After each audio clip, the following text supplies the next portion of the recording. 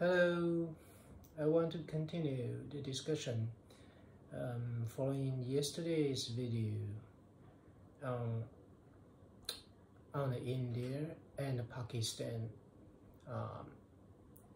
air battle of 7th of May. As if my assumptions is true, if there really are Rafale jets shot down by China-made J-10 and PL-15 air-to-air missiles, then my second observation is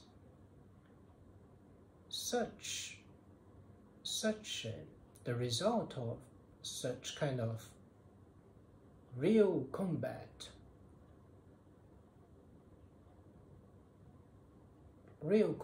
case will further solidify China's military power. At least the impression of most foreign countries like Vietnam, those Middle East countries, when they talk about China-made weaponry,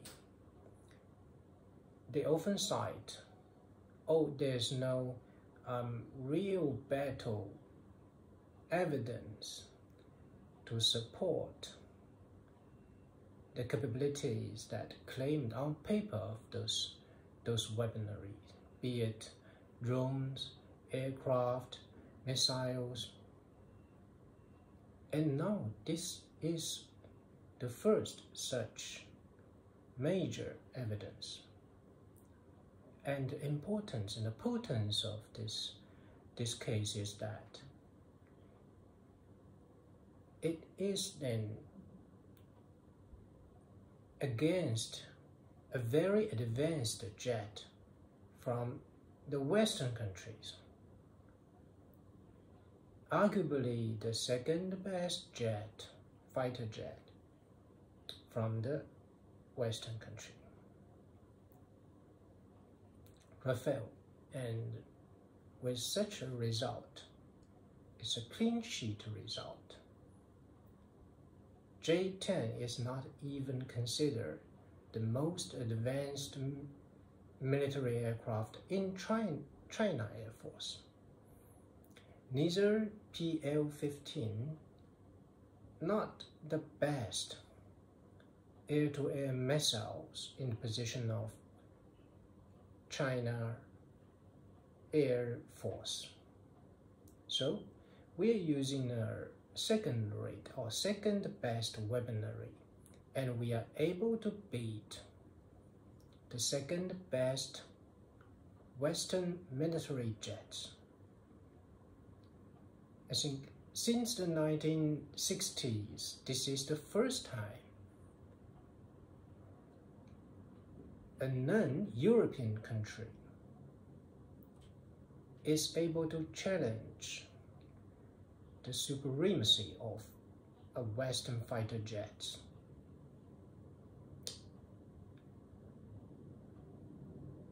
So this is the importance I recognized from such an air battle.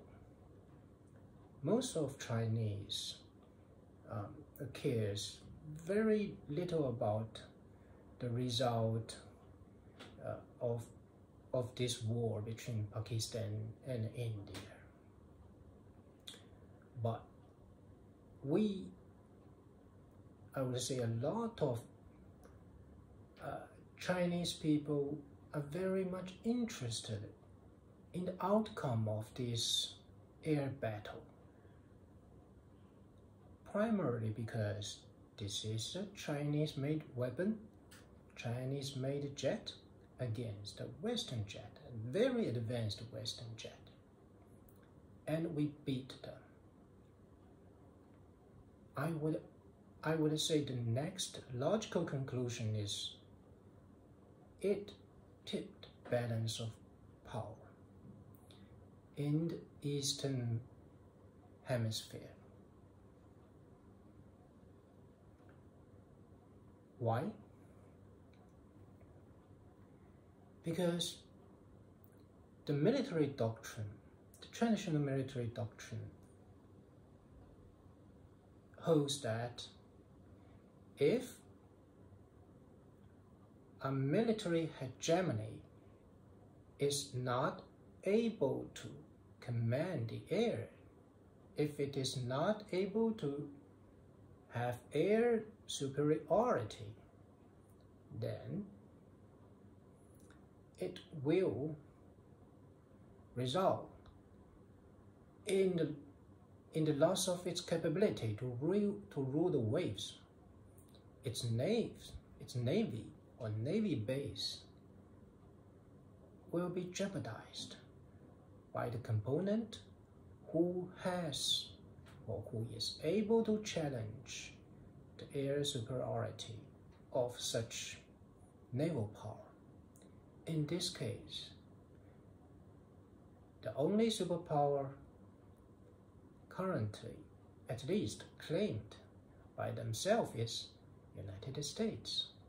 And the United States have a few major naval and air bases around East Asia. So, and China, with its Air Force, showcase the second-rate fighter jet is able to beat second-best Western fighter jets. It indicates China is able to tip the balance of air superiority in East Asia. And now, I think such assumption has long been suspected or speculated by even the Western think tanks.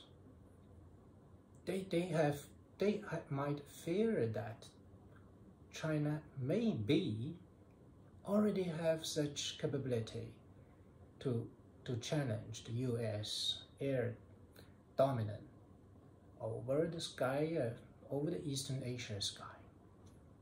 And now, such speculation doesn't have to be speculation anymore. It is backed by the actual combat evidence. India can, in its propaganda campaign, they can deny everything. No such jets will shoot down. But the more and more evidence have proved and showed that their claim is groundless.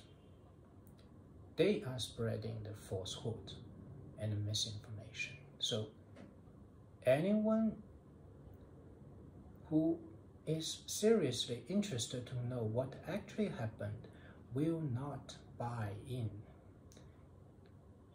the information provided by Indian media. So it's a side story.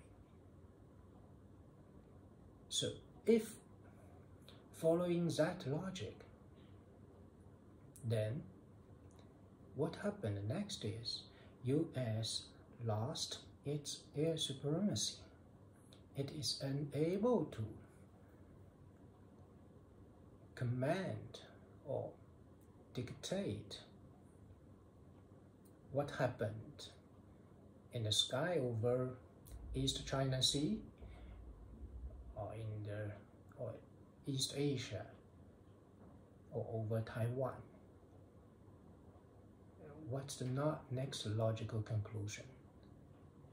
The next one is their naval base and their military base can be jeopardized by air raids if necessary.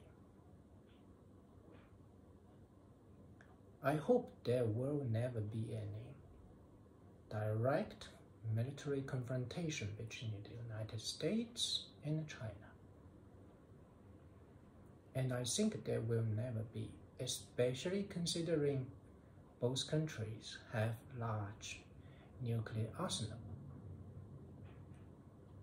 In most cases, this kind of probability is enough to deter the other side from taking risky military adventures.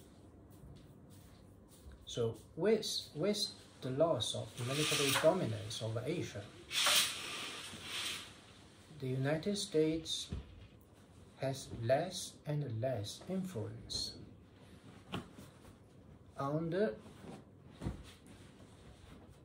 affairs of those Asia countries. We kind of enter into a very interesting era, is that we are officially transiting from a unipolar world to a multipolar world. I personally would argue that we are actually in a state of multipolar world.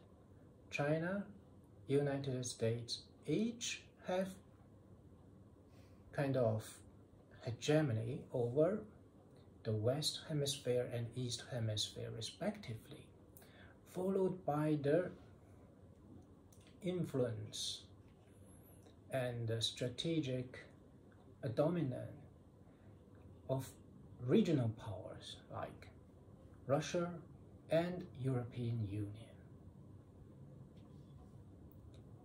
So we are entering a very interesting time.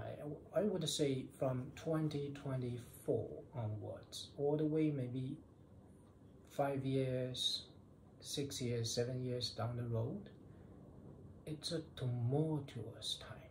There will be a lot of conflicts, even wars, proxy wars, trade wars.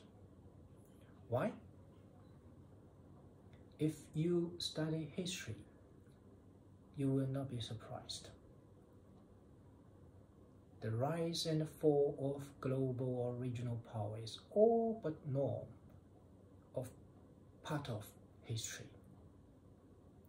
Yes, we are living in a history where there will be rise and fall of major powers. Who and how, only time will tell.